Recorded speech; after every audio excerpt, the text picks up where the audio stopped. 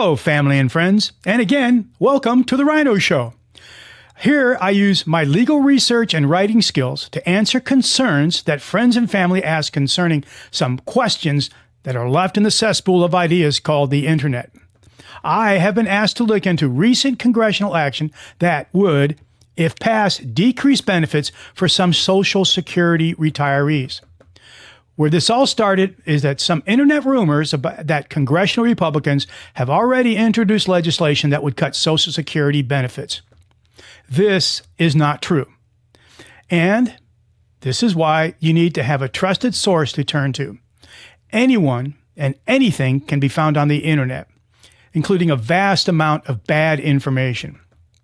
What is occurring is that there have been bipartisan proposals increased some benefits concerning a narrow category of beneficiaries. In the House is House Resolution 8-2, the Social Security Fainess Act of 2023. It has been stalled due to roadblocks from House Freedom Caucus. And in the Senate is Senate Bill 597, the Senate companion bill, which is stalled since the beginning of the year to an apparent lack of momentum. To become the law, the bills must be passed by January 3rd, 2024, which is the end of the current session of the 118th Congress. Two provisions merit scrutiny. Number one, the Windfall Elimination Provision, the WEP, and number two, Government Pensions Offset, or the GPO. According to the AARP website, if your pension is from a Social Security calls covered employment, in which you paid Social Security payroll taxes all your work life, WEP will have no effect on your benefits. And the vast majority of Americans work in jobs covered by Social Security. So, no worries. But say you worked for and got a pension from a non-covered employer, one that did not withhold Social Security taxes, but you also did enough work in covered jobs to qualify for benefits, which means you worked in covered jobs for at least 10 years. The Social Security Administration considers a job to be covered when you and your employer, or just you if you are self-employed like me, pay enough into the Social Security system based on a qualifying quarter. A qualifying quarter means you earned a certain amount of money in the 3-month period of a designated quarter. That amount of earnings would be in 2024, $1,740. The minimum work requirement for receiving Social Security retirement is 10 years.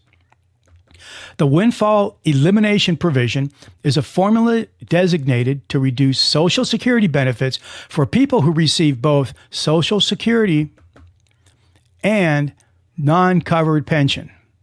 The basic idea is that if you worked for an employer who did not withhold your FICA or Federal Insurance Contributions Act payroll tax, and you are thereby in a non-covered status, this provision affects mostly people who worked for some state and local governments, or they worked in other countries. While the WP reduces the benefit of pensioned workers if they worked for a company that did not contribute taxes into the program. The WEP impacts about 2 million workers. So the basics of the WEP are that the Social Security Administration, when calculating your retirement, it considers 30 of the years you worked. If you work 35, they only consider 30 of your highest indexed earning rate. Now, let's say you worked for 5 of those 30 years for an employer that didn't pay Social Security taxes. The WEP would reduce the percentage by 5 years. But if your working lifetime was 35 years, the WEP would have no effect because the Social Security Administration is only going to consider 30 of your highest earning years. News outlets indicate the bill has some chance of passing the House, but little hope in the Senate this year. Kevin Thompson, a finance expert and the founder and CEO of 9i Capital Group, said, and he also said, the government pension offset, GPO, is like the WEP, but is specifically, instead of reducing the worker's benefit, the GPO reduces the benefits for a spouse or former spouses who claim spousal benefits based on their spouse's or former spouse's earnings record. That is, if you worked in jobs for which no Social Security taxes were taken out, then the claim benefits of your spouse's or former spouse's earnings record and your benefits would be reduced. Now, I don't really understand the logic behind that one, because if you never worked and you could still base your retirement on your spouse's earnings record, you only get a percentage of it, up to 60%, until that person does pass away and you get a bigger percent. But I digress. So the House and Senate Republicans have not introduced legislation to cut Social Security, but they have opposed legislation to increase benefits for some people.